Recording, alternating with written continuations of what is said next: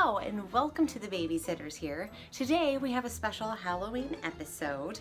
We are going to make our own pumpkin and read about a pumpkin who'd like to find a new home for Halloween.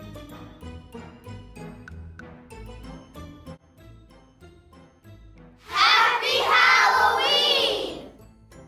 Hello, I'm your favorite babysitter. Don't forget to click subscribe in the box below so you don't miss out on any of the fun. What is your favorite part about Halloween? I love trick-or-treating, but my favorite part is making a jack-o'-lantern. What's a jack-o'-lantern? It's a lantern made out of a carved out pumpkin. Let's read Stumpkin, a book about a pumpkin who wants to find a new home for Halloween. Stumpkin by Lucy Ruth Cummins, courtesy Anthemium Books.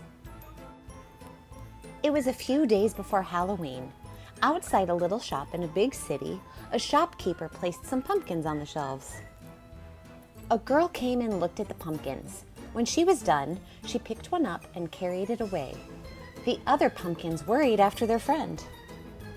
But later they spotted him across the street and way up high. He was a jack-o'-lantern. Beneath his lovely stem, he now had two triangle eyes, a nose, and a giant toothy smile. He had a new home, a perch all to himself high above the street.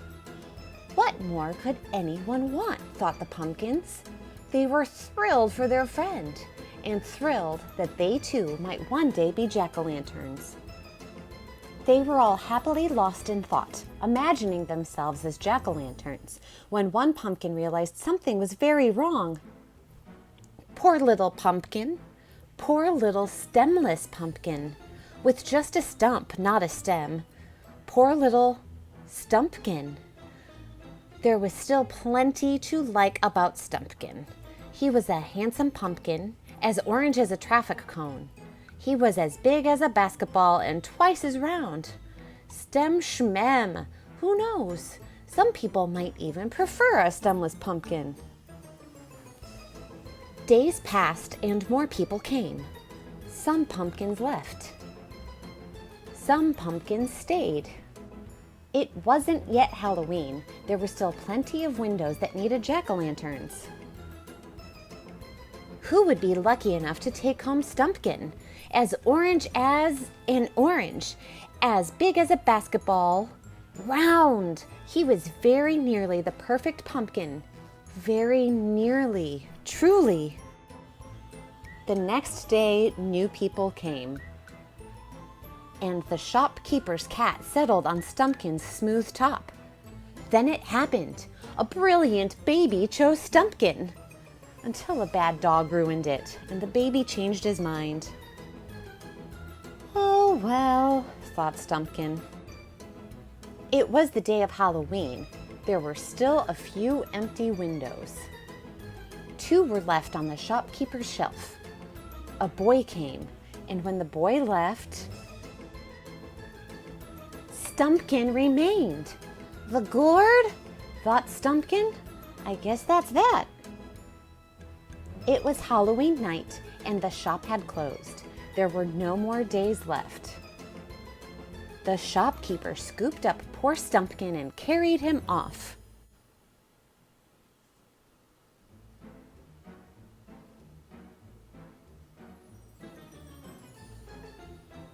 Stumpkin wouldn't be getting a window, and he wouldn't be getting a new home. He already had a home. And that made Stumpkin very, very happy.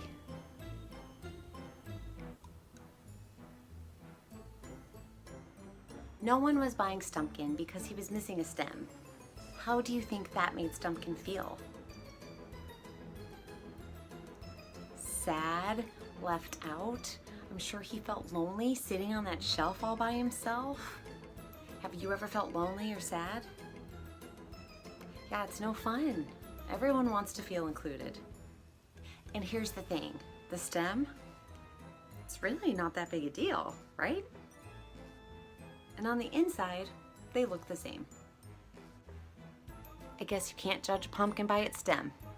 before we make our own pumpkins, let's get up, shake it off, and have a little dance break. We're having a ball about midnight. Come on, ghoul, up for the fright. A gravestone seat at the monster feast. Come dressed to kill and bring your own beast. Do the Frankenstomp. I said the Frankenstomp. Yeah, the Frankenstomp. Proving you're going to the Frankenstein stomp. So let's make our own jack-o'-lanterns. We're not going to be carving a pumpkin right now. It's too messy. But go ahead, hit pause on this video so you can grab whatever supplies you need so you can draw and color your own pumpkin. Okay, ready to draw? First, let's draw the round part of our pumpkin. It doesn't have to be a perfect circle because, as we learned from Stumpkin, there is no perfect pumpkin.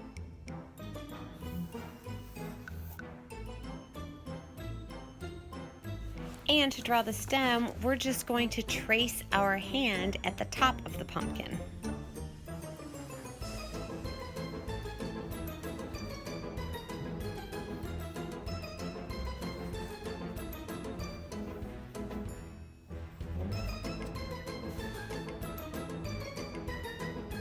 Next, we are going to color in our pumpkin. If you don't have orange crayons or markers or paint, that's okay. Did you know that there are white pumpkins? There are white pumpkins. Mother Nature does her own thing. Feel free to do your own thing. I decided to color mine in with orange marker. So now let's color in our pumpkin stem. It could be green, it could be brown, it could maybe be a little bit of both. If you don't have either of those colors, don't forget, the white pumpkin has a white pumpkin stem. I decided to color with green, but then with little specks of brown. So you can leave it like this, or you can make it a jack-o'-lantern by drawing a face on there.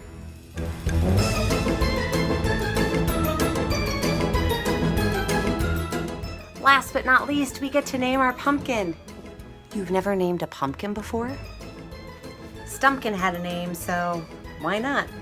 My pumpkin's name is Herbert. Thank you so much for hanging out with me today. I had fun. I hope you had fun. Be safe, whatever you are doing this Halloween, and I can't wait to see you here the next time.